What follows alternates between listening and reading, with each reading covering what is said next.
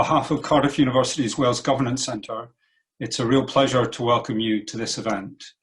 It's a particular pleasure to welcome Joanna Cherry MP to give our Wales Governance Centre annual lecture this year. Joanna is MP for Edinburgh South West. She was elected first in 2015.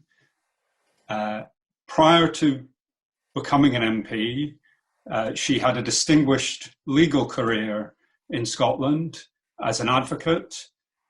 She had done considerable work for the Scottish Government, first as a junior counsel, then as an advocate depute and senior advocate depute. In 2009, she was appointed Queen's Counsel. She set up the Lawyers for Yes group, which campaigned for independence in the 2014 Scottish independence referendum. And following that, in February 2015, she was adopted as the candidate for the Westminster parliamentary seat, which she now holds. She's the Shadow SNP spokesperson for Home Affairs and Justice.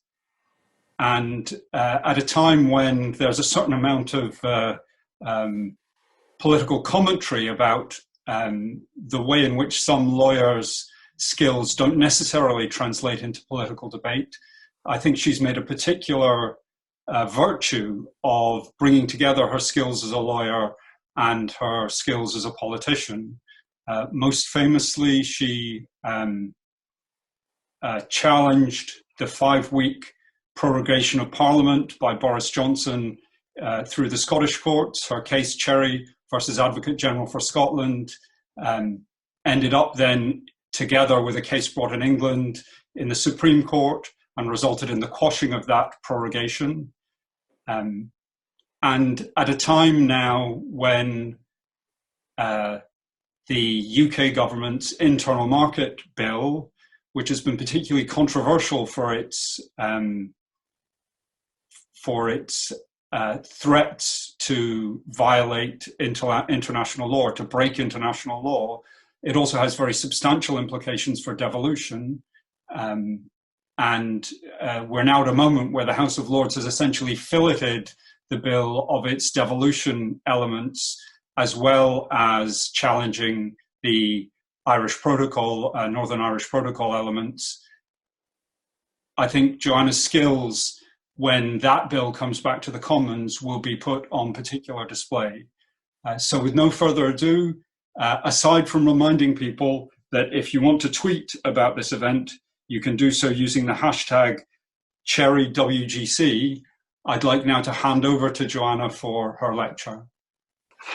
Nos with that, and thank you, Dan, for that very generous introduction, and thank you for inviting me to give this lecture. My pleasure at being asked to give this lecture has been tempered slightly by not getting the added bonus of a visit to Cardiff, but I hope that's something that can be addressed when the pandemic is over, or at least under control. And it's great to be speaking at the end of a week where finally there's light at the end of the tunnel, thanks to the vaccines. My last trip to Wales, and I stress that I'm standing in Edinburgh just now, my last trip to Wales was to give the fraternal address at the Plaid Cymru Spring Conference in 2018, and I greatly enjoyed it and the warmth and hospitality of my welcome. My only regret was that I was shamed by Liz Saville-Roberts announcing to the whole conference that on the road trip up from London, I and her other Scottish passenger had marred her usual healthy living lifestyle by introducing her to the delights of Greg's pasties at one of the service station stops. Anyway, it's a great honour to be asked to give this speech.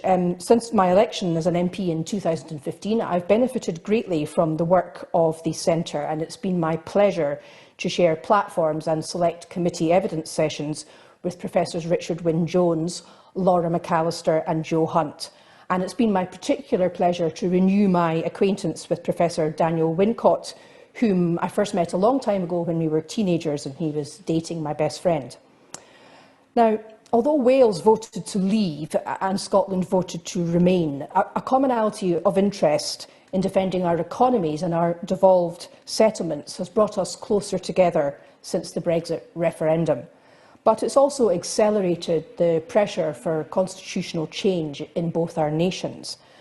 And as the United Kingdom stands on the verge of leaving the customs union and the single market, we're still unclear about the nature of the future relationship with the European Union.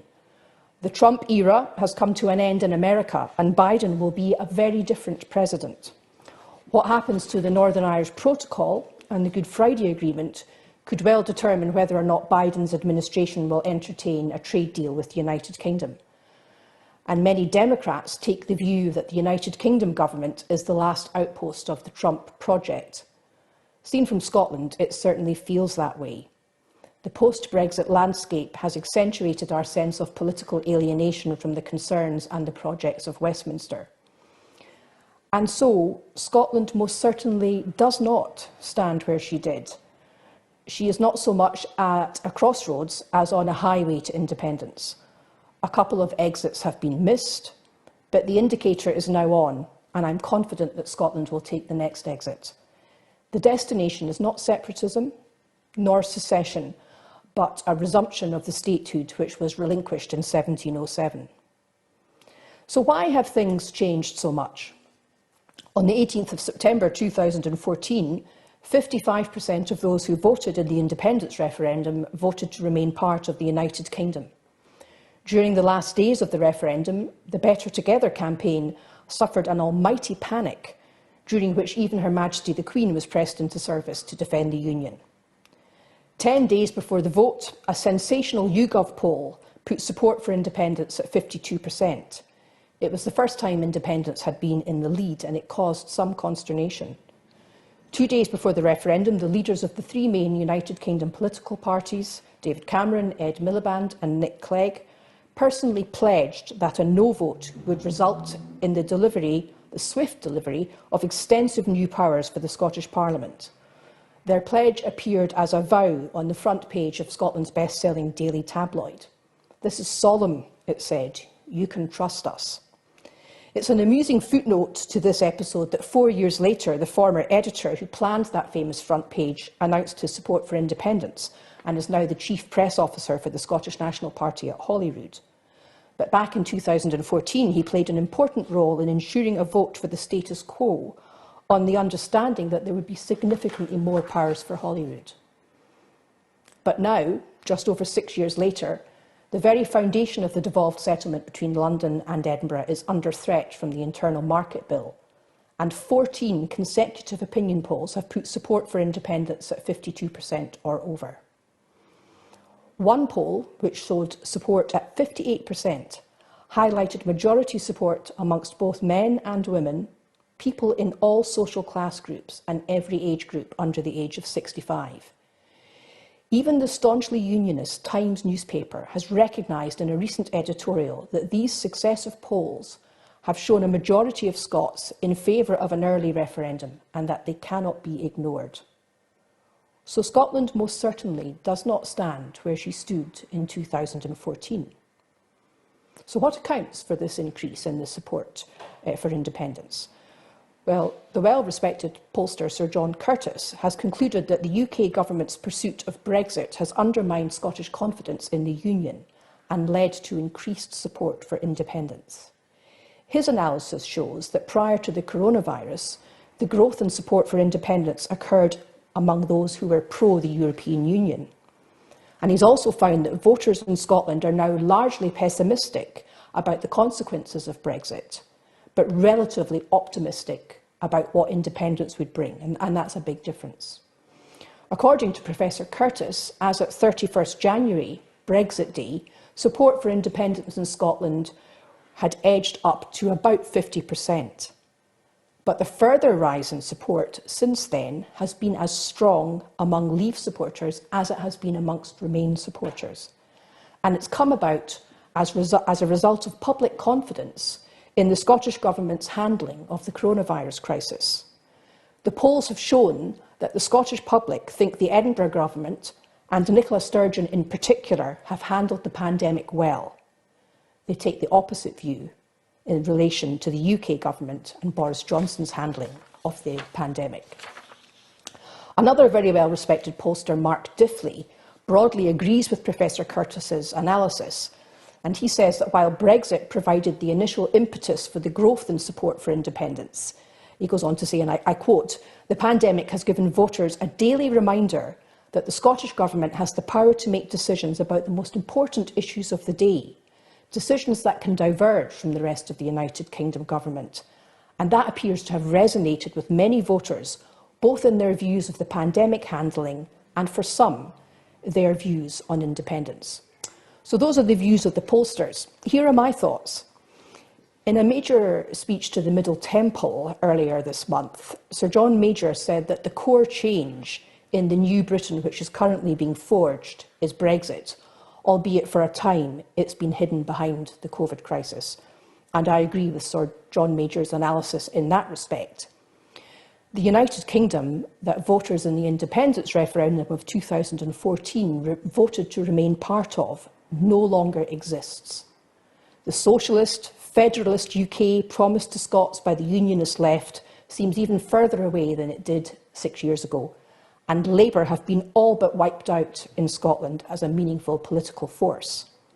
At last year's general election, the Labour Party suffered their worst defeat in the UK as a whole for decades. It's hard to see how even a successful Starmer-led Labour Party can gain back the ground it lost in just one election. And that's not just my view, it's the view of many friends in the Labour Party. So after 10 years of what were hamstrung minority Tory governments, we're now looking at 10 years of majority government from a Tory party which has espoused such an extreme position that it no longer has room for the likes of Ken Clarke or Dominic Grieve. That Boris Johnson would be resident in number 10 seemed even more unlikely than Brexit during the 2014 independence referendum, and those of us who predicted these possibilities were scoffed at. Now, the victory of Boris Johnson and his huge majority were made in England, in English constituencies.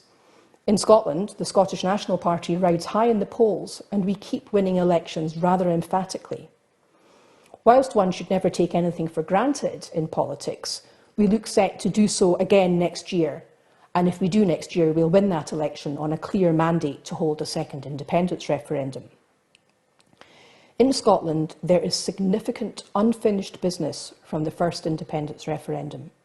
That cross-party pledge to create a different form of devolution made in those last desperate days of the campaign has never been delivered. For all the promises of federalism or Devo Max, the advent of a UK government committed to delivering either is very far away. The present UK government are instead dedicated to undermining the devolved settlement rather than strengthening and improving it. And what Boris Johnson said about devolution being a disaster and Tony Blair's biggest mistake was really simply the verbal acknowledgement of the hostility shown towards the devolved settlements in the Internal Market Bill. And my colleagues in the Scottish Government have looked on in recent years, since the Brexit referendum, looked at with envy, while the concerns of the Irish Government are placed centre stage in Brussels, but Scotland is ignored or derided at Westminster. And I think it's very instructive just to review the course of events since Scotland voted no in September 2014. This is just a potted history. I can't possibly cover everything. But in May 2015, it's now history that Scotland elected 56 Scottish National Party MPs out of a possible total of 59. Yet when that vow of more powers for the Scottish Parliament came to be enacted in the Scotland Bill, not one single amendment proposed by those Scottish National Party MPs was accepted to the bill. Then came the Brexit vote in June 2016. While it was won by a small margin across the United Kingdom as a whole, Scotland voted by 62% to remain, and Northern Ireland by 55%. Yet, in drawing up her negotiating red lines, Theresa May gave no consideration to the fact that 2 out of the 4 constituent nations of the United Kingdom had voted to remain. There was no coalition building, no reaching out, no acknowledgement of what had happened in Scotland and Northern Ireland. And in fact, in December 2016, when the Scottish Government produced a policy paper, Scotland's Place in Europe, putting forward the idea of a differentiated deal for Scotland or a compromise for the whole of the UK, whilst it was well received, favourably received by Michel Barnier, it was completely ignored by the UK Government, who went on to cut the Scottish Government out of the Brexit negotiations completely. And to take just one small example, the Scottish Government has been completely excluded from participating in negotiations regarding the future trade relationship, despite massive implications for our expanding food and drink industry and for the fishing industry. As is well known, the Scottish Parliament voted with the cross-party support of everyone, apart from the Conservatives and one Liberal Democrat, to withhold consent to the European Union withdrawal bill, but that too was ignored. And the Sewell Convention, which provides that Westminster will not normally legislate with regard to devolved matters without the consent of the Scottish Parliament, has been repeatedly ignored throughout the Brexit process. And thanks to the decision of the United Kingdom Supreme Court in the first Miller case, we now know that the Convention has no legal force to protect the devolved settlement, despite its entrenchment in the Scotland Act of 2016. Then, when the Scottish Parliament passed its own legal continuity bill to deal with the consequences of Brexit for devolved powers, it was challenged by the British government in the UK Supreme Court, and while the hearing of the case was pending, the Tories retrospectively changed the law in the House of Lords by amending the withdrawal bill to render large parts of the continuity bill ultra vires. When those amendments came back from the Lords to the Commons, Scottish MPs got 19 minutes in which to consider them, and the whole of the 19 minutes was taken up by the Conservative government minister. And it's important to remember that that was what prompted the SNP's famous walkout of the Commons during Prime Minister's questions in June 2018. Matters moved on, and of course the withdrawal from the European Union proceeded in January of this year after Boris Johnson's election victory. But so far as Scotland was concerned, once more we elected a majority of Scottish National Party MPs, this time 48 out of 59. But EU withdrawal went ahead, despite the opposition of those SNP MPs, and indeed despite the opposition of all but 6 of Scotland's 59 MPs. And now we face the undermining of the devolved settlement in the Internal Market Bill, which Professor Wincott spoke about in his introduction. And as he said, it has been filleted in the Lords, but those amendments have yet to come back to the Commons. And I don't see the Conservatives tolerating that filleting, and I see a Conservative majority as likely overcoming it in the Commons. But as Daniel said, as well as breaking international law, the powers which the UK government seek to give themselves in that bill constitute an unprecedented threat to the powers of the Scottish Parliament. It runs a coach and horses through the devolution settlement which Scots voted for by an overwhelming majority in 1997. In October of this year, we marked the 20th anniversary of the death of Donald Dewar. He was Scotland's first FM under devolution and the architect of the scheme of devolution set out in the Scotland Act of 1998. If not specifically reserved, then a power is devolved in terms of that Act. But the Internal Market Bill introduces a new principle into the devolution settlement by providing broad, cross-cutting powers to allow UK ministers to enforce internal market provisions across devolved areas. Clause 50 reserves state aid to Westminster after a dispute as to whether it was reserved or devolved, and Clause 48 gives UK ministers wide powers to spend in devolved fields, challenging the previous assumption that they would spend only in reserved fields and that, with a few exceptions, financial transfers to the devolved administrations would go through the block allocation governed by the Barnett formula. For that analysis, I'm indebted to Professor Michael Keating, and he gave evidence to the Scottish Affairs Select Committee last week. And he said this of the Internal Market Bill devolved provisions. When we were in the European Union, the Scottish Parliament was subject to the very general provision that it must legislate within European law. That was a broad, transversal principle that applied to everything. The Internal Market Bill attempts to introduce that principle into UK law, but without all the safeguards that exist in the European arrangement. Yes, in the EU there is a broad provision that cuts across all kinds of fields, but it's subject to proportionality, subsidiarity, a community method of making policy, qualified majority voting, and the jurisdiction of the European Court of Justice. None of that is present here. This, to my mind, represents a major constitutional change. End quotes. And so there we have the estimation of not a politician, but an expert witness. Now, my colleague in the Scottish Government, Mike Russell, has described the Internal Market Bill as a very subtle power grab, but a power grab it is. Holyrood is not getting any new powers, but Westminster is getting sole control over state aid, and in order to enforce the internal market, United Kingdom ministers are getting an explicit power to cut across decision-making by the Scottish Parliament in a whole range of devolved areas, from education to building regulations. And I think what we are seeing here is a rebalancing of the constitutional settlement so far as devolution is concerned. The clear delineation of Donald Dure's great scheme will go, and that's a very significant change. Some would say an undermining of the devolved settlement, which 75% of people in Scotland voted for across party lines in 1997. But it certainly flies in the face of the promise of greater powers, which was made at the end of the referendum campaign, and on which people like Michael Gove doubled down during the Brexit referendum campaign. It really matters not to the British Constitution at this stage that on 7th October, all parties in the Scottish Parliament, apart from the Conservatives, voted to withhold legislative consent to the Internal Market Bill. We know that the Sewell Convention isn't worth the paper it was written on. And so, looking to these events, the history of what's happened since Brexit and the Internal Market Bill, I think the Brexit process has told Scottish voters a lot about the reality of devolution.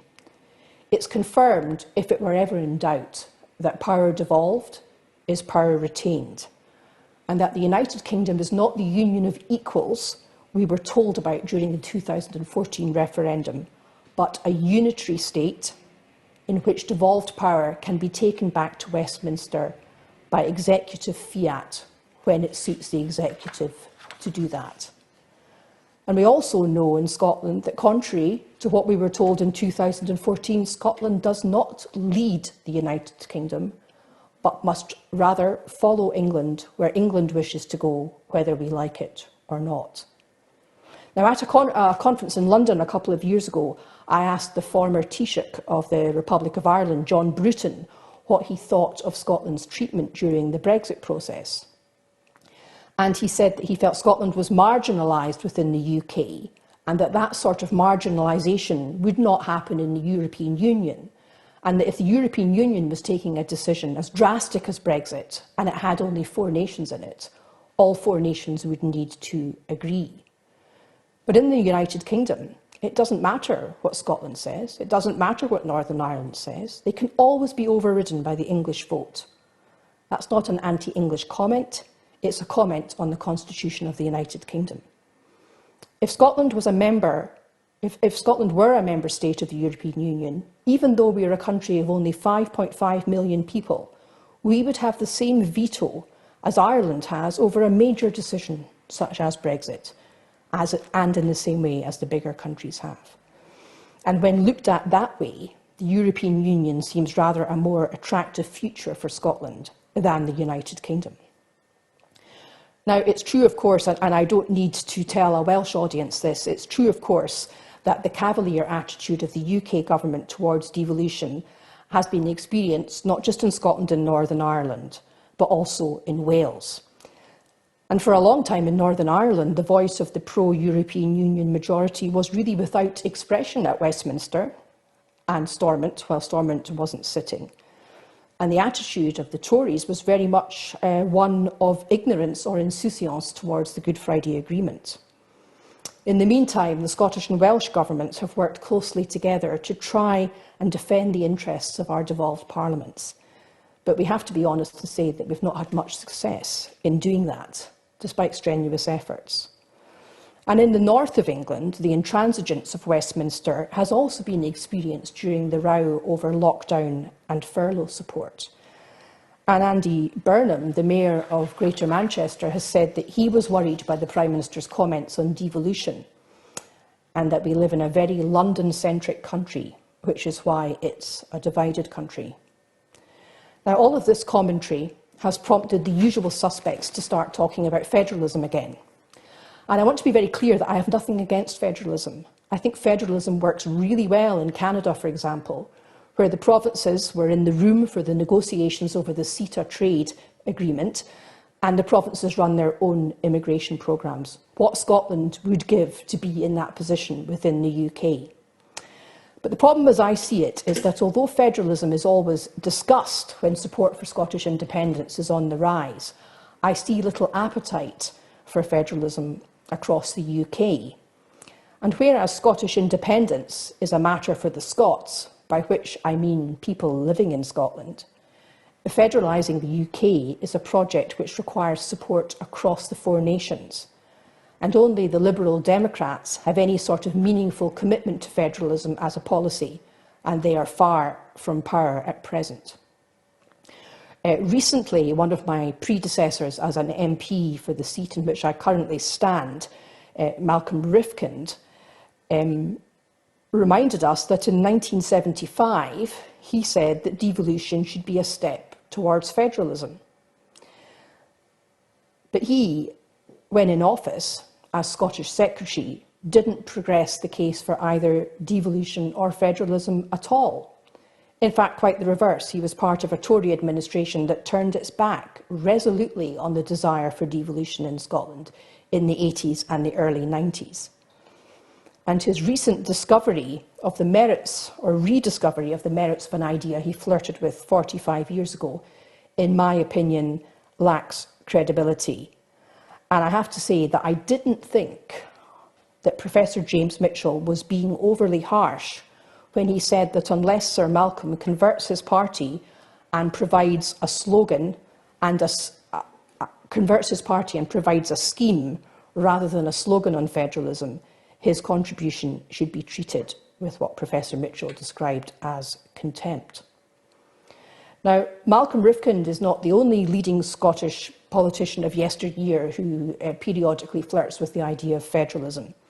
In August 2014, at an event at the Edinburgh Book Festival, Gordon Brown said that talks on extending devolution should begin the day after the referendum if the no side won, and that within 2 years, the United Kingdom would be a federal state.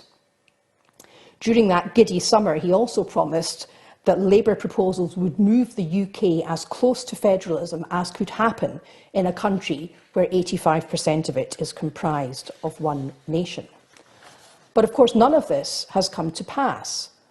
And there's good reason for the cynicism on the nationalist left in Scotland, because federalism has been promised many times but not delivered. And it won't be delivered now because there's no one in the British government who wants federalism. Their constitutional direction of travel is the other way.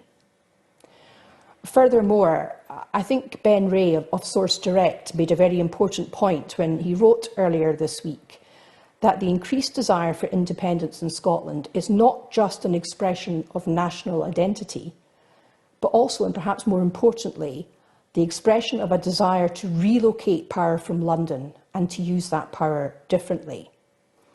Everyone wants to build back better after the pandemic, but Scotland needs to do so to our own design. Federalism wouldn't allow Scotland to develop the sort of different economic direction that the independence movement longs for. Federalism wouldn't allow Scotland to get rid of Trident, one of the central planks of SNP policy. And federalism would not allow Scotland to rejoin the European Union. And in relation to rejoining the European Union, there is some urgency. The regulatory divergence which the UK government seems determined to impose upon Scotland could make rejoining the EU a more onerous process. And that's why, despite the periodic talk of federalism, the focus of the debate in Scotland is about independence and a second independence referendum. The British government are pressing ahead with their constitutional priorities regardless of the pandemic and regardless of the economic fallout from the pandemic. And whilst the First Minister of Scotland and her government have rightly had their primary focus on the COVID crisis, Scotland cannot afford not to counter the constitutional agenda of the British government. Now, recently Gordon Brown chose to echo the words of Theresa May by saying now is not the time.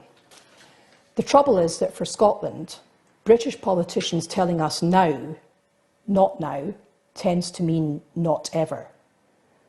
And to those who parrot the words of our former and current First Ministers when they said that the last referendum was a once-in-a-generation vote, I would say to them that that was then and this is now. Besides, what constitutes a generation in political terms? I'm a member of Generation X, born between 1965 and 1980. The next generation after that is the millennials, born between 81 and 96.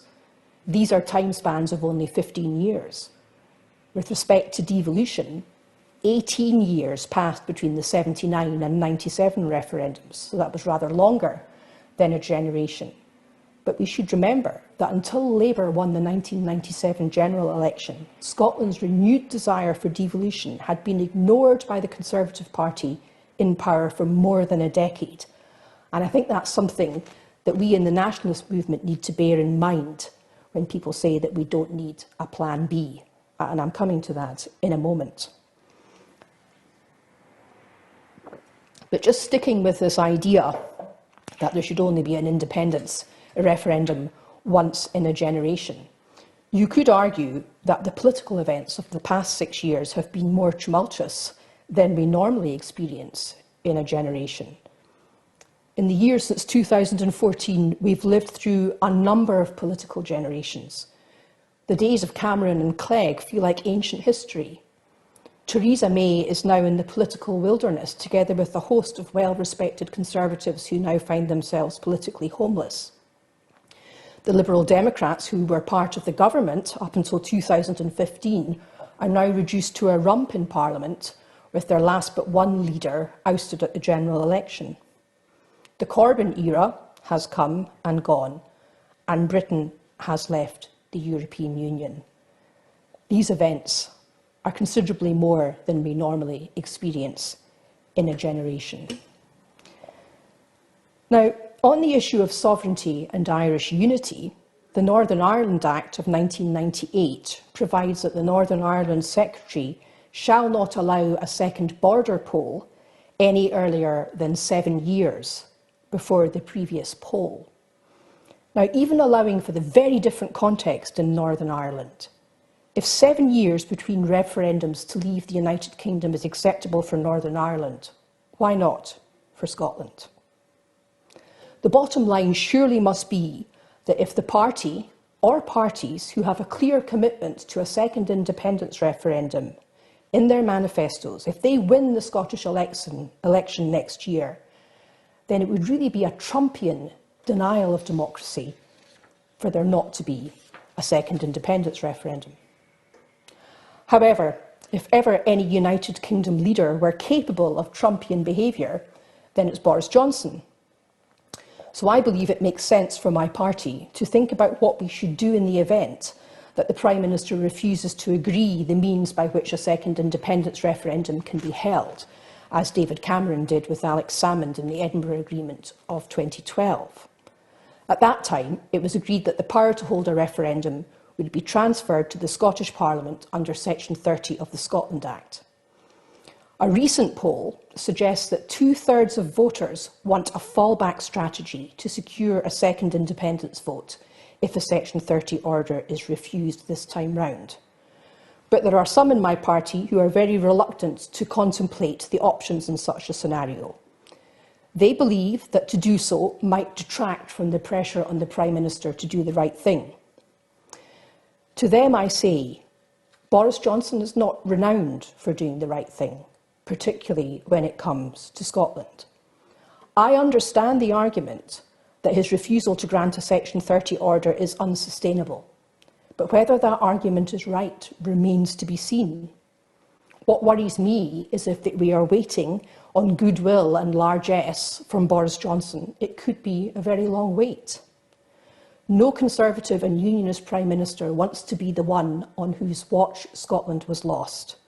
And it would be even more ignominious for Boris Johnson, because he is the author of the catalyst for independence, and that is Brexit.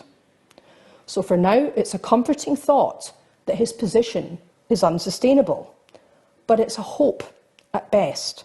And it's my belief that that hope should not prevent my party from looking at what leverage we have in the meantime.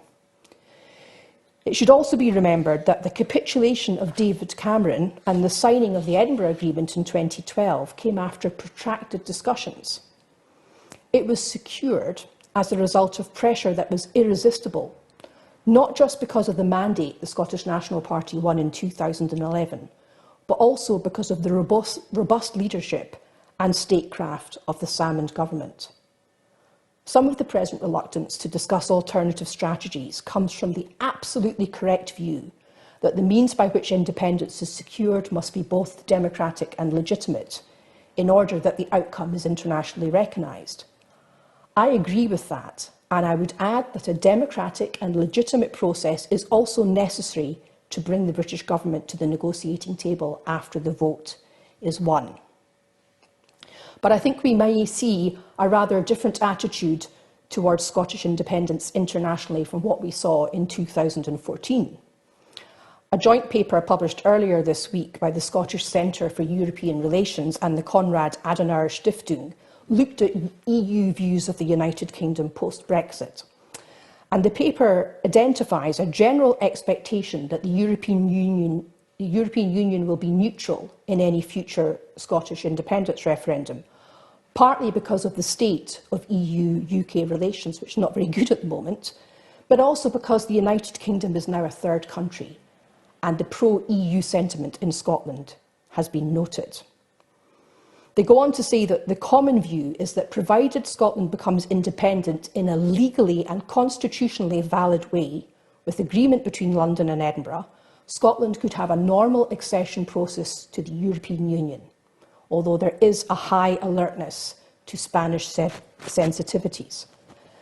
But of course, Scotland is not Catalonia, and the United Kingdom is not Spain. There is nothing in the unwritten British Constitution which prohibits Scotland from becoming independent. Indeed, on the contrary, the British Constitution has already shown that it is flexible enough to permit an independence referendum for Scotland.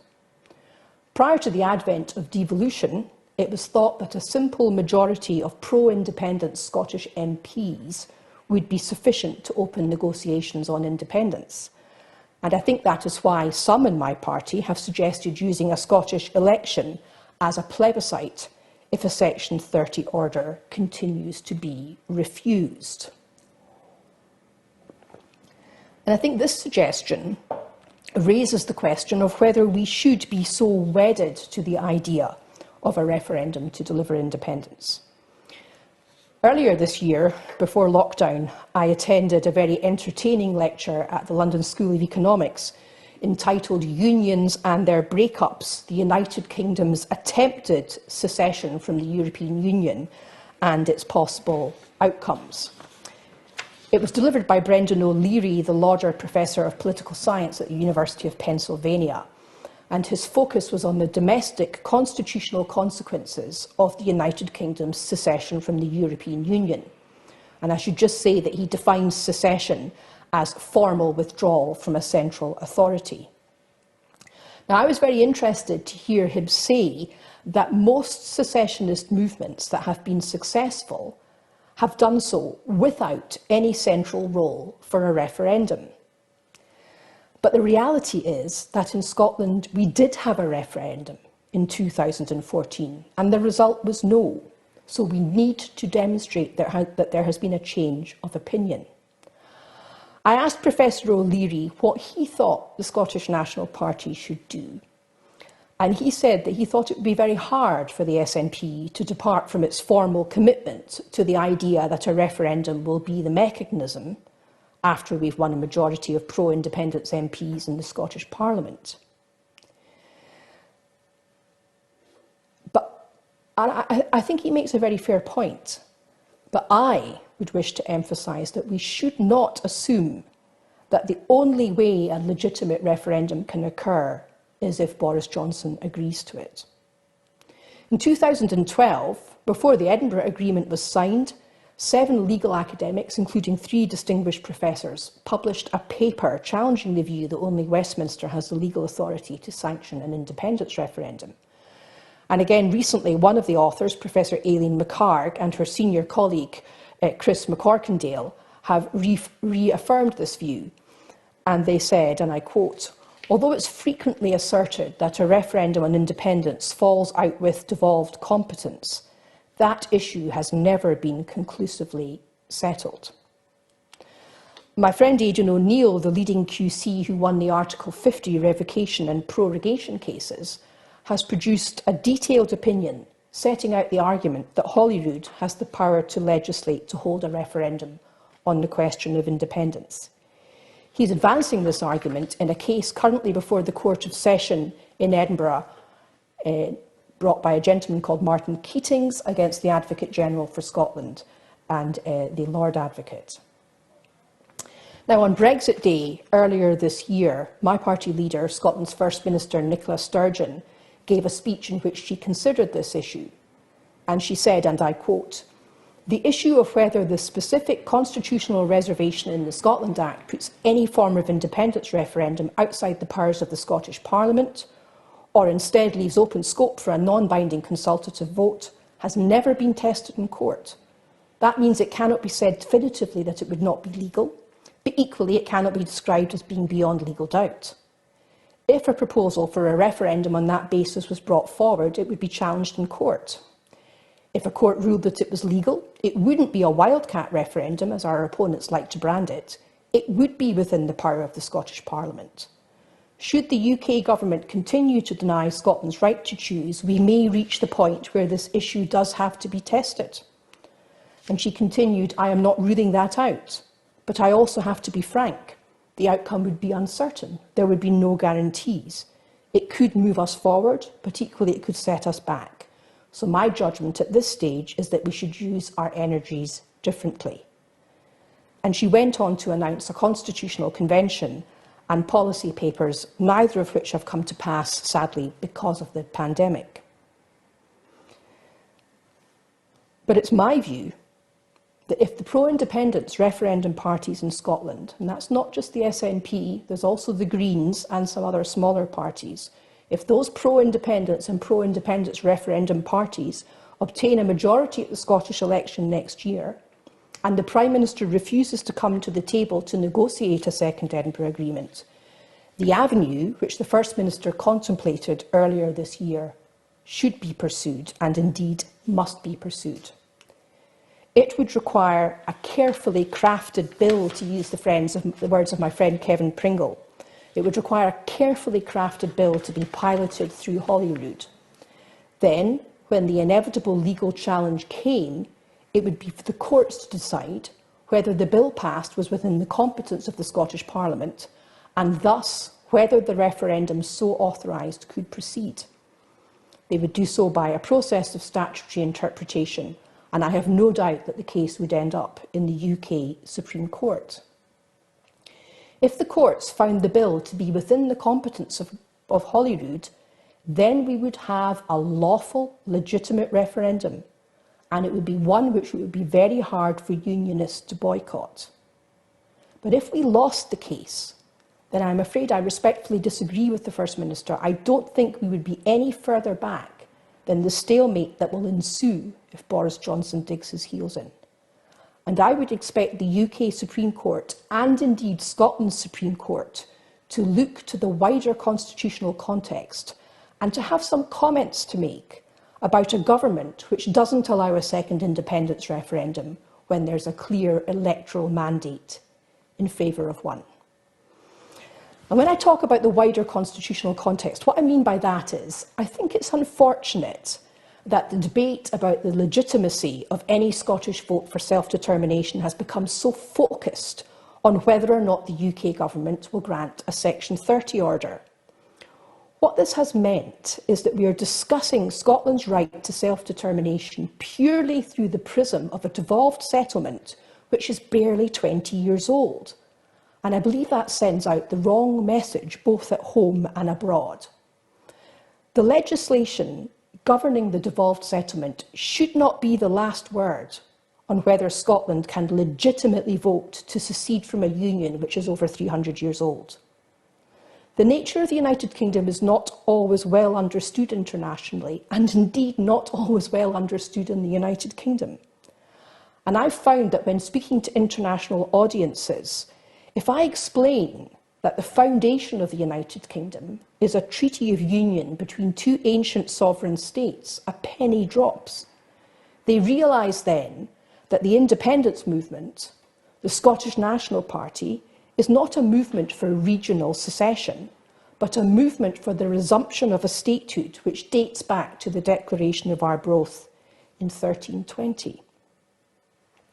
Now, Article 1 of the Treaty of Union between Scotland and England reads as follows, that the two kingdoms of Scotland and England shall upon the 1st of May next ensuing, and for ever after, be united into one kingdom by the name of Great Britain.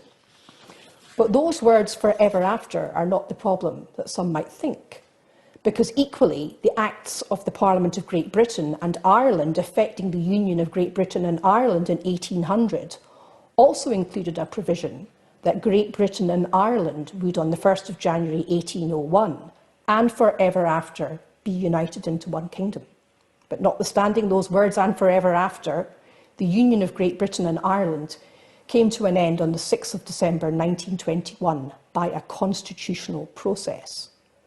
So, and I'm indebted for this argument to Aidan O'Neill, who's advancing it in the Keating's case. It's clear as a matter of constitutional law that a union of the UK's constituent nations from time to time may be brought to end by a constitutional process, and that's a position that predates devolution by some years.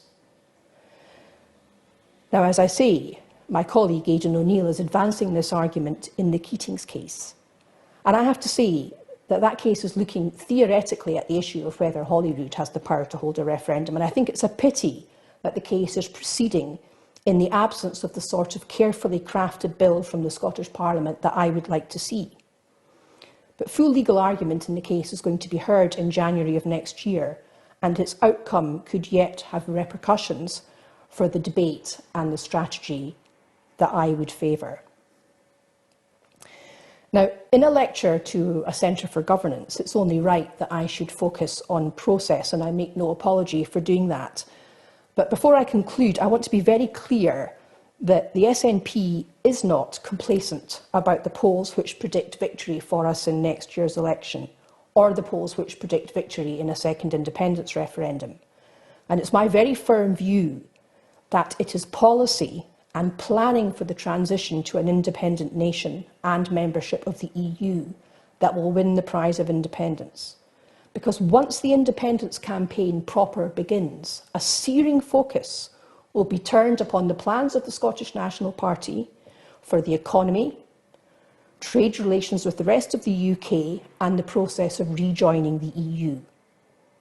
It's therefore time for us to expedite publication of the new Scotland policy papers which the First Minister promised on the 31st of January. These will provide the information and answers that people want to see on how Scotland can make the transition from a yes vote to becoming an independent country. Now, I absolutely understand why work on these papers was paused by the Scottish Government to allow focus on the COVID crisis. But if, as some of my colleagues are predicting, we are to have an independence referendum soon, this work must recommence. The Conservative Party has not halted their plans to leave the customs union in the single market, nor their plans to undermine devolution. So likewise, the SNP cannot halt its plans for independence. A huge amount of thinking about policy matters has gone on in Scotland, and indeed across the UK, within academic institutions, which could be of great assistance to us. And it's also gone on within think tanks and organisations like the Scottish Centre for European Relations, like Commonweal, like Business for Scotland, and the Scottish Independence Convention, who just recently, the other day, published a paper on borders. All of this information and research needs to be pulled together and packaged for consumption by voters. But finally, I need to address the issue of what the repercussions of Scotland's journey back to statehood will be for the rest of the United Kingdom. I believe that Scottish independence could be the catalyst for the sort of constitutional reform in England which is talked about by the chattering classes, but for which governments seem to have no appetite. I say England because I think there's a very real question as to what the rest of the UK will consist of after Scotland resumes the status of an independent state. And on this, once more, I find myself in agreement with John Major in his Middle Temple lecture, when he predicted that Scotland will leave the UK first, and then Northern Ireland will follow and reunite with the rest of Ireland. So I suppose the question is, what of Wales? But for this, I will defer to others and perhaps to next year's lecture. Thank you.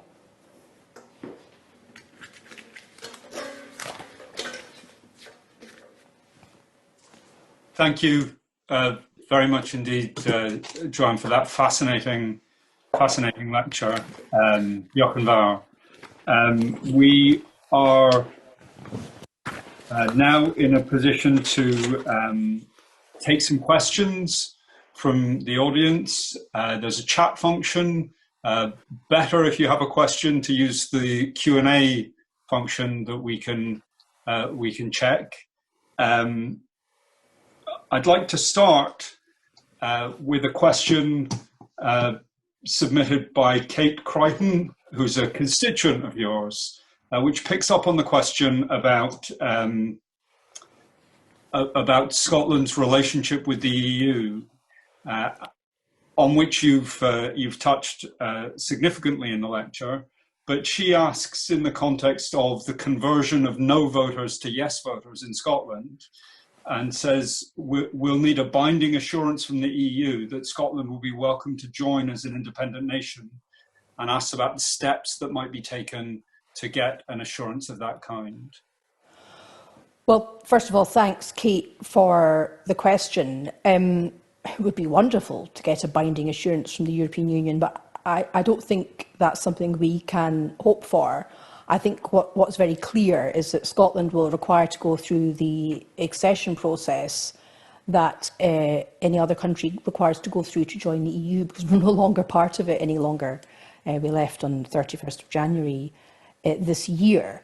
But I think the paper published, the joint paper published by the Scottish Centre for European Relations and the Konrad Adenauer Stiftung this week makes very comforting reading on that, when it notes the fact that the EU is likely to be neutral in a future Scottish independence referendum. It doesn't take the same view as it did when the UK was a member state, where the UK is now a third country, and also that there's a great awareness in the European Union of Scotland's pro-EU stance. And of course, much of that is down to the leadership afforded by Nicola Sturgeon, and also some excellent diplomacy carried out by my colleagues in the Scottish Government, including Ben Macpherson, Fiona Hislop, Mike Russell, and also the hubs which have been opened up by the Scottish Government in cities across Europe. So I think we have every reason to be optimistic that while we will face the same accession process, we can go through that accession process a good deal more quickly than other nations have done. And there's a fair amount of academic writing on how long that might take. Kirsty Hughes from the Centre on European Relations has written about this. James Kerr-Lindsay has written about this. I'm not going to make up SNP policy on the hoof here, but I can assure you that when we come to the independence referendum, there'll be a very clear statement of intent in relation to that. So I regret to say I don't think the EU is in the business of giving out assurances in advance of the usual treaty process, but I think the augurs are good, particularly looking to that paper published earlier this week. Thank you. We've had another question. One of the great benefits of this online mode is that we can have a much wider audience than we would normally expect. We've had a question from the Basque country, from Ander Larnby Anderson. Apologies for stumbling over the name. Who mentions a Vienna Commission of the Council of Europe issuing just over a month ago revised guidelines for holding referendums. And it says certain media in the Spanish state, for example, have attempted to present the document as the final nail in the coffin for unsanctioned referenda. Pushback against referendum results undesired by certain sectors is being used to try and block the right of stateless nations democratically to choose their own future. In the view of the understandable state-centric view of the Council of Europe and other supranational organisations, what could or should Scotland and other stateless nations do to change this view and ensure the right for people to express their constitutional choices are respected in practice? Well, I think it's very important that the right to self-determination is respected in practice, but I suppose I'm really focusing this evening on Scotland's position, and as I've tried to argue, there is nothing in the British Constitution to prevent Scotland from leaving this voluntary union. It's not like the Spanish Constitution, where, as I understand it, there's an express prohibition against referendums. Now, I'm not in the business of advocating a wildcat referendum for Scotland. You know, I'm a lawyer. I spent a lot of time in the last 2 years litigating to try and keep the British government within the rules. But the main reason is I want our vote for independence to be internationally recognised. But I don't want all the power to be in the hands of the British government. So I want us to explore our options for bringing Boris Johnson to the negotiating table, or indeed holding our own legal and legitimate referendum. Thanks. Following on from that, we've had several contributors, mostly from various parts of Scotland, asking about the Treaty of Union, the 1707 Treaty of Union, and wondering about whether, as an international treaty, Scotland could simply withdraw from that Treaty of Union, mentioning on a number of occasions ways in which the terms of the treaty have been broken as a potential reason for doing so. Yeah. I understand why people ask this question, and I get a lot of email traffic about this question. But as I said in my lecture, the bottom line is Scotland had an independence referendum in 2014, and at that time the majority of people voted to stay part of the United Kingdom, and we need to find a way to demonstrate democratically, not just by opinion polls, but by a referendum, or possibly, as some have suggested, by a plebiscite election. But I've explained why I think a referendum would be better. To demonstrate that opinion has changed, opinion polls aren't enough, and there is no legal shortcut to referendum, to independence. The only thing that the law can do is assist Scotland in legitimately expressing that change of opinion. But the law, you know, there isn't some magic bullet to trigger Scottish independence without a democratic vote. And so, yes, it's true to say that the Treaty of Union has been breached in a number of respects. And I've recently written to the Lord Chancellor about my concerns about his proposals on reform of judicial review, that it might do so. But, you know, litigation is for legal outcomes. Sometimes legal outcomes have political consequences. But I don't see a unilateral withdrawal or a legal route to independence. What I want to see is a democratic route, a way in which we can clearly and legitimately express that the balance of opinion has changed. Thanks. Another question on referendums. We've had a question from Anne Fouds saying she'd like to know your views on a recent proposition about holding a referendum with the election next year to establish a view on devolution in the Scottish Parliament as a precursor to an independence referendum. Right, so to establish a view on protecting the Scottish Parliament, or protecting the current devolved settlement, or to look for more powers, I don't quite understand. it's not entirely clear from the question, but I think it's to establish a view on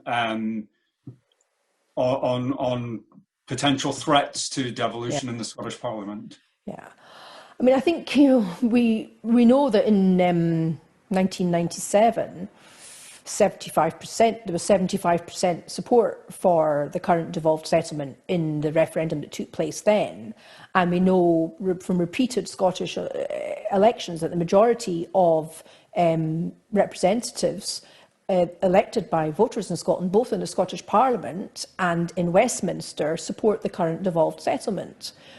As I said in my speech on the 7th of October, the Scottish Parliament voted overwhelmingly, all parties apart from the Conservatives, to reject the Internal Market Bill. So I think, the support for for devolution in Scotland is without question. I don't think the Conservative Party could seriously question that. The problem we have for independence is we have thrown in our face that there was a referendum 6 years ago and that the majority voted no. And that is correct. And so we have to our focus has to be on finding a way to demonstrate in a democratic and legitimate fashion that will be recognised at home and abroad that has changed.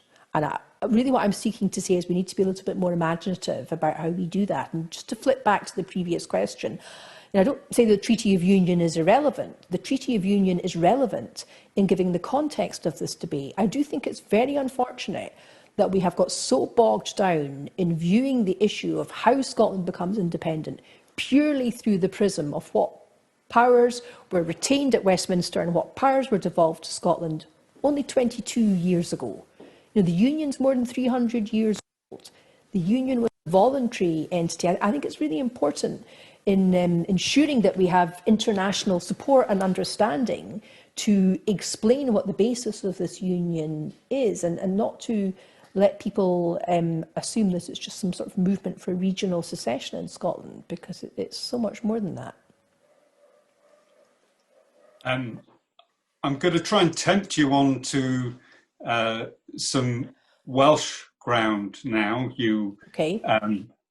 So we've had a number of questions, which I'll try and weave together. Keith Bush has asked whether the shotgun wedding of 1707 must inevitably end in a messy divorce, or whether there's another option, namely a more gradual separation involving all four members of the family going their increasingly separate ways while still remaining friends.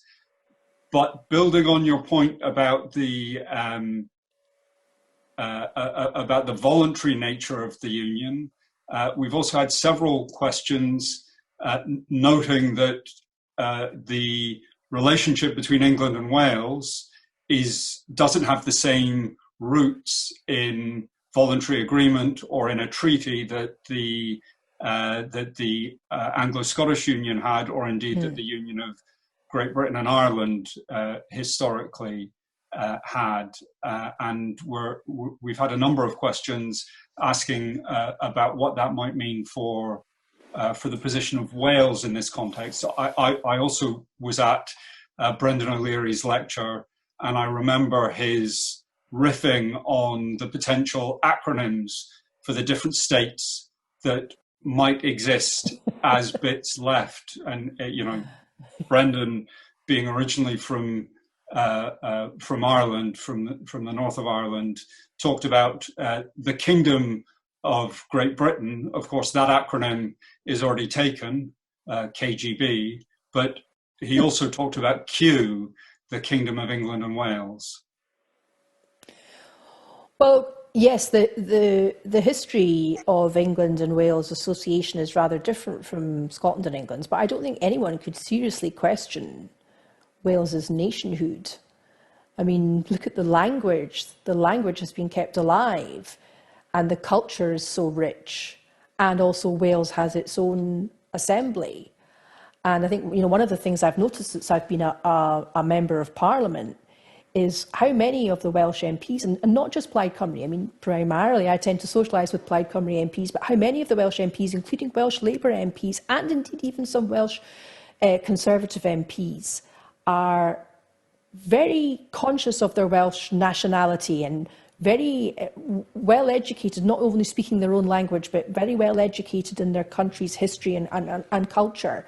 So simply because the history of Wales and England's association is different from Scotland and England, that, to my mind, that in no way undermines the legitimacy of the rapidly growing movement for Welsh independence. And I wish it well, and I have many friends in it. So my lecture this evening is very much directed at solving the problem that we face at the moment of this rigidity of the British government, and trying to perhaps change the nature of the debate a little, so it's not so focused on how the relatively modern and young event of devolution, the rules governing that, should not be the last word on how Scotland becomes independent. Arguably, there's another sense in which that just over 20-year history of devolution and the character of the moment when the Scottish Parliament was created or recreated, and at that stage the National Assembly for Wales was created, which has now become a parliament, a legislature with primary legislative powers, and that's that the referendums that led to devolution were simply seen to be a matter for the people of the nations that to which power might be devolved, rather than being seen as a matter for the people of the state as a whole. So there is a kind of implicit sense, even back at the origins of devolution, of the multinational character of the United Kingdom, I think. I think that's a really good point. And I think also something that I should say in response to the previous question, which I think it touched on, was I think it will be very important when Scotland becomes independent, and if Ireland reunifies, and if Wales choose a different constitutional path, there will always be a special relationship within these islands. And I think it would be interesting to create a bottom-up body, not a governing body, but a body where the governments of the different nations get together to discuss common interests. And I mean, at the moment, we see ourselves in a really, really difficult position where the British government is intent on a Little Britain style path, a hard Brexit, and really moving away from the continent of which it's part in political and socio-economic terms, whereas Scotland very much aspires to move towards the European Union and be a part of it. But I said in my speech rather pessimistically that I fear we're stuck with the Conservatives in government in London for possibly the next 9 years, but they're not going to be there forever. And England may wish to take a different direction. I have many English friends who would like to see England rejoin the EU, perhaps in a generation, or at least perhaps move a bit more close to it. So I think there will be a real role for some sort of Council of the Islands or something going forward, to reflect the commonality of interest. But it has to be a really different experience from what Scotland and Wales have endured in the Joint Ministerial Committee. This has to be sovereign governments meeting as equals. In your speech, you talked about the relocation of power from London, and also mentioned Andy Burnham and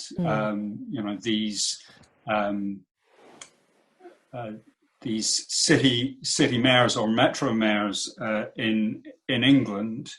Anne Bynum has asked about yesterday's announcement on the Shared Prosperity Fund and Levelling Up Fund and how it'll be managed, particularly the focus on it being allocated by the UK government and through MPs. Yeah. I thought that was a shocking way to circumvent local democracy. we as MPs, we have important functions, but we're not, you know, Lady Bountiful or Lord Bountiful that should dole out funds that they've got from their master's table to our constituents. You know, we all, you know, I'm sitting here in Edinburgh, we have a local authority, and, you know, the devolved government's just down the road. So I find that extraordinary and, well, Trumpian almost. But I think it's really interesting that Boris Johnson made his comments about devolution being a disaster, as I understand it, in a meeting with Red Wall MPs. So he was speaking to Tory MPs from the north, the Midlands and the north of England.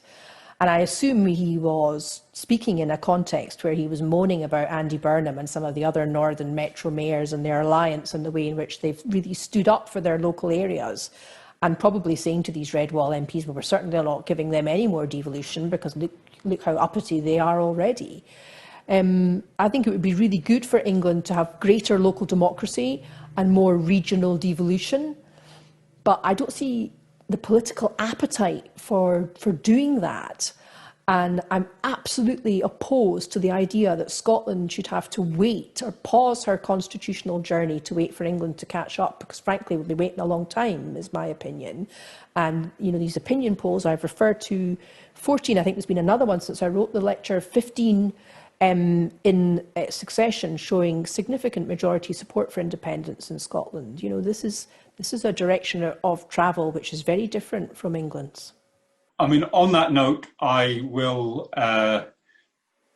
maybe take advantage of my position chairing this session to refer to some research that I've been involved with colleagues in the Governance Centre and together with Professor Ailsa Henderson at Edinburgh University, where we've looked at the role of national identities, and particularly relative national identities, so the relationship between the sub-state identity, Scottishness, Welshness, Englishness in Britain, and British identity in each of those places.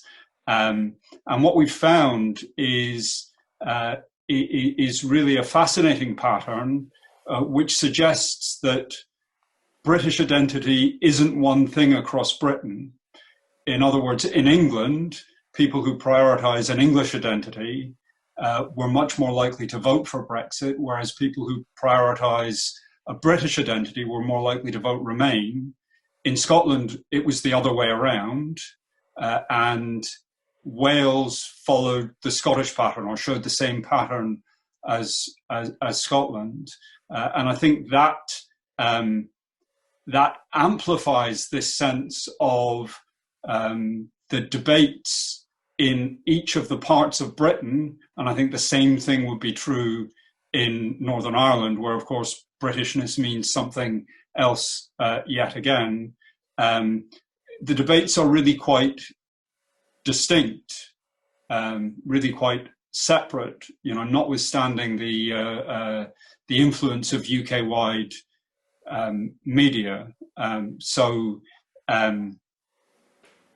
it does then, I think, become quite challenging to think about how similar sort of political economy issues, similar questions about the relationship between central government and localities can translate into a single Britain-wide political debate. I mean, equally, that poses challenges, I think, for the position in Scotland really being understood in Westminster. And I'd be interested to press you on the extent to which you think the position in Scotland is simply misunderstood by, for example, members of the current Conservative government, or whether you feel they understand the position fine well, but have a political agenda. One of the questions we've received in the feed is a question about what you think, and this is inviting you to speculate about someone else as well, but what you mentioned the constitutional agenda of the Johnson administration, and the questioner was inviting you to say what you think in detail that agenda might be. Well, I think it's not just about Brexit, and it's not just about undermining the devolved settlement. It's a centralising agenda. And the announcement yesterday, the Lady Bountiful and Lord Bountiful MPs in the Shared Prosperity Fund, that shows a very centralising agenda where all the power is held in the central government and the MPs go as supplicants rather than funding be put down through the devolved administrations and in England local authorities. But I think the constitutional agenda is much wider than that. At the moment, we have a so-called independent review into administrative law, in which the terms of reference and the language around it very clearly contemplate a restriction of the right to hold executive power to account in the courts. We are promised an independent review into the Human Rights Act. Conservatives like to talk about updating the Human Rights Act, but it's very important to understand that that review of the Human Rights Act is taking place against a background where one of the major sticking points in the negotiations between the EU and the UK about the future relationship has been the refusal of the British government to sign up to the guarantees the EU wanted in relation to the domestic protection of human rights. Now, of course, that's what the Human Rights Act is all about. It was about making people able to enforce their ECHR rights through their domestic courts. And there's a very strong suspicion amongst many of us in Westminster that what the British government is seeking to do is to water down opportunities for enforcement of human rights through the domestic courts. And that's why they won't sign up to this guarantee. And then in addition to that, of course, there is the recent announcement that they're going to be looking at reforming the United Kingdom Supreme Court, possibly curtailing its activities as a constitutional court, to use the kind of language they would use, reducing the number of judges in the court.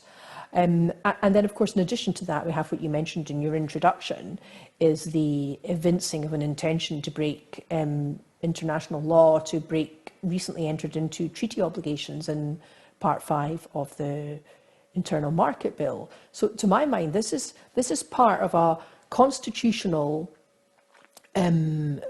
direction of travel, which is about centralising power in London, in Westminster, and about undermining the opportunities to hold executive power to account in the courts. And really, actually, I would go so far as to say as an attack on the rule of law. And the language that's been used by the Prime Minister and the Home Secretary about activists and lefty lawyers. We recently had the Lord Chancellor giving evidence to the Joint Committee on Human Rights, of which I'm a member. And, you know, in fairness to the Lord Chancellor, he's usually quite good on judicial impartiality, defence judges, but he did not resile from this sort of language. He kind of doubled down on the criticisms that Priti Patel and the Prime Minister have made of lefty lawyers. And, you know, this is really very serious. And, you know, it was Lord Dyson who said it's normally the sort of language you hear in a totalitarian regime, the sort of language that our Prime Minister and Home Secretary have used about lawyers who are simply doing their job. So I find it a very worrying constitutional direction of travel. Yeah, I'm not saying Scotland is perfect. We have our own issues from time to time, and the Scottish Government from time to time has had its wrists slapped in the court over certain issues in relation to executive power and human rights aspects of Holyrood legislation. Not that often, to be fair, but I think there's a very different direction of travel up here. You know, the First Minister has an advisory group in human rights. They've produced a very exciting framework for the development of the protection of human rights in Scotland. You know, the legal profession, to use Boris Johnson's words about Priti Patel, the legal profession has formed a protective shield around Scotland's legal system. You don't want people messing around with judicial review in Scotland. So I think the direction of travel there, in broader terms, just moving away from the debate about independence or union and looking at how we create a state, how we hold executive power to account, how we protect individuals' human rights. Scotland, I feel, is very much on the right side of that debate, from the point of view of somebody who believes in a rules-based, rule of law society, and I think Westminster is on the wrong side of it. Of course, in Wales is part of a single legal jurisdiction with England, which relates back to some of the earlier discussions about the differences, and which also generates some challenging issues around justice policy and the balance between reserved and devolved powers in Wales for justice policy. In that context, I think it's also interesting to see the role of former justices of the Supreme Court, Lord Hope, Lord Thomas, in the House of Lords, in the changes the House of Lords made to the Internal Market Bill. Still, Lord Hope has played a very important role in that. Very interesting and subtle speech he made a couple of weeks ago. At the same time, the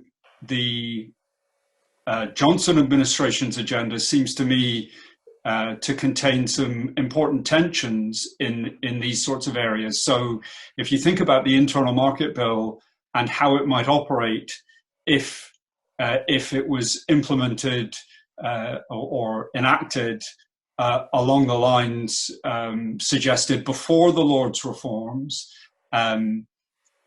potentially it creates more demand for legal resolution of conflicts over mutual recognition, non-discrimination. Some of the background material suggests that businesses might take judicial reviews of laws that they felt contravened mutual recognition, for example. So it's the creation of a structure that seems to call out for some kind of court-based resolution system at the same time as in another part of the landscape, those institutions are being scrutinized and perhaps prepared for reform.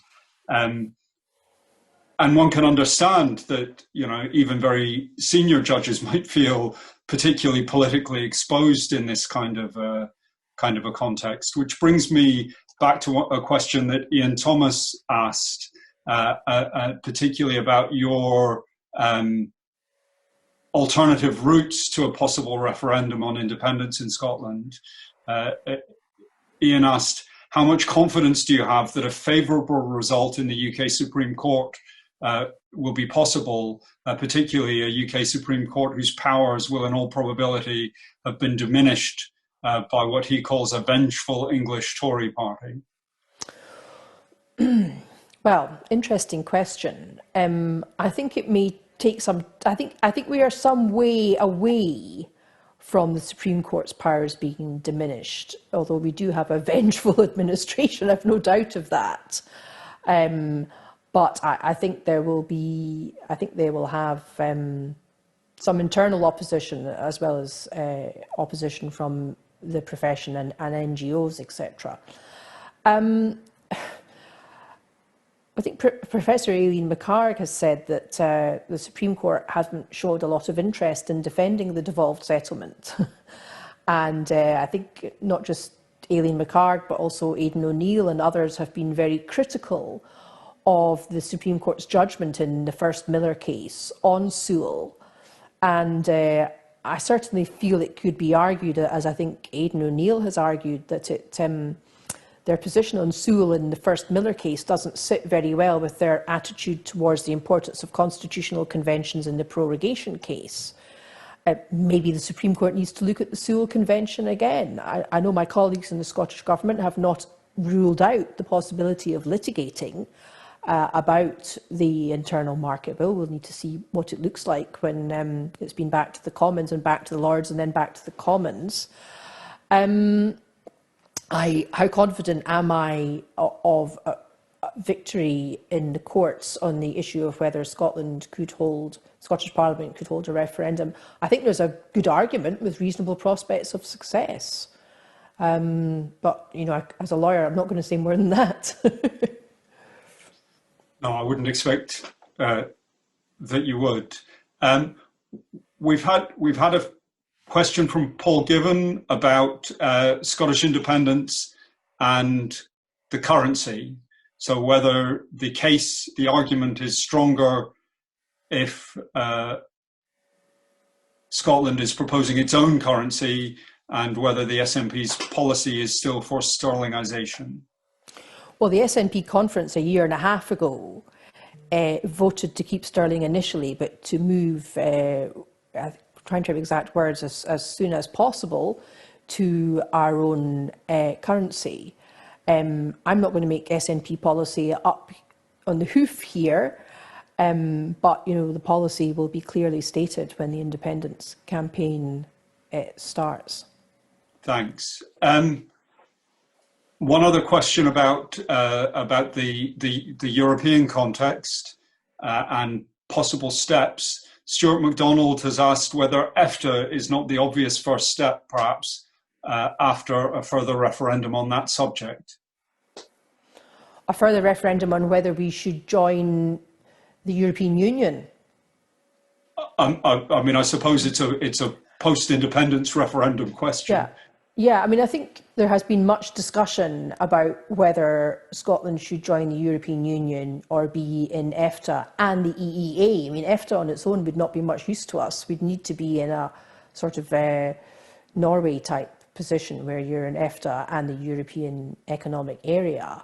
The policy of the SNP very firmly is that we should be in the European Union and be sitting at the top table alongside countries like Ireland, and voting on policy and having an influence on the direction of the European Union. The problem with being in EFTA and then joining the EEA to be part of the single market is you don't have a seat at the top table. So I sometimes think that people think that this is a solution.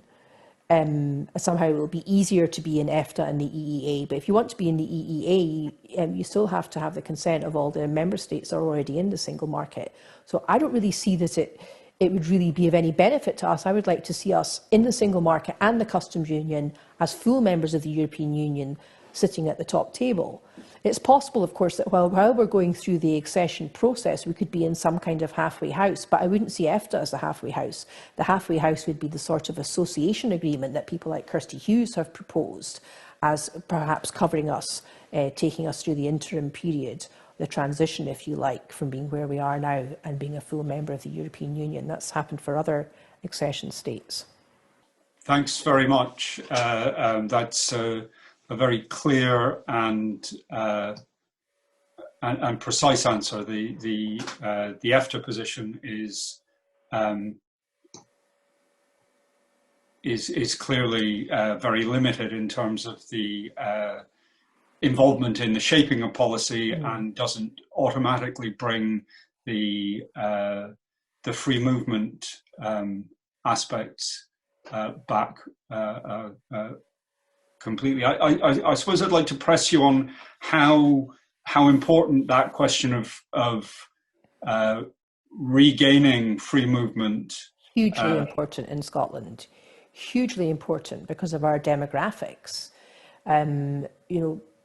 Inward immigration, people coming from Europe and indeed the wider world to live and work and have their lives in Scotland is hugely important to the Scottish economy. So it's kind of a bit of a deal breaker. Free movement is really, really important for us. And this has been one of the huge frustrations of trying to persuade the British government to have any kind of concession made towards allowing Scotland to have the kind of arrangement that I spoke about briefly in the speech that the Canadian provinces have, of at least been able to run our own immigration programmes. Have been a very small minor concession made in that respect, but despite the promises of people like Gove about Scotland being able to run its own immigration policy if we left the European Union, they simply haven't come about, and there's absolutely no appetite at Westminster to devolve immigration to Scotland, despite huge support from the business sector in Scotland, from the university sector, and so on. So, yeah, free movement is very important for Scotland's economy. I've again done some deliberative workshops online over the summer across Britain on what people want after leaving the EU, particularly focusing on folk who voted to leave. And the session in Scotland was highly distinctive because in the rest of Britain, including to an extent in Wales, leavers remained very concerned about migration as a potentially threatening thing, although there was quite a lot of evidence of people also recognizing, especially in the pandemic context, the contribution that European migrants working in care, working in the health service had made. But in Scotland, even amongst leavers, migration, the idea of immigrants really wasn't seen as a negative issue, as a concern at all. The discussion was much, much more focused on the economy. And on that slightly self-indulgent note, I think it was very important to pick up that question of the place of free movement for Scotland looking ahead. But on that rather self-indulgent note, I'd like to thank you for a fascinating talk, for being so generous in your answering a wide range of questions. They're on these sorts of online events. There are always many, many more questions than we can get to, and I apologize to those in the audience who've asked questions that we haven't managed to get to. But I'd like to thank you, Joanna, very much indeed for your fascinating lecture today, and also to thank the audience and those behind the scenes who've made this possible. I've enjoyed myself tremendously and learned a lot, and it's been a real pleasure to see you again, even if only through a screen. Thank you. I mean, it's been my pleasure and my privilege, and great to see you too. Noswaith Dawab.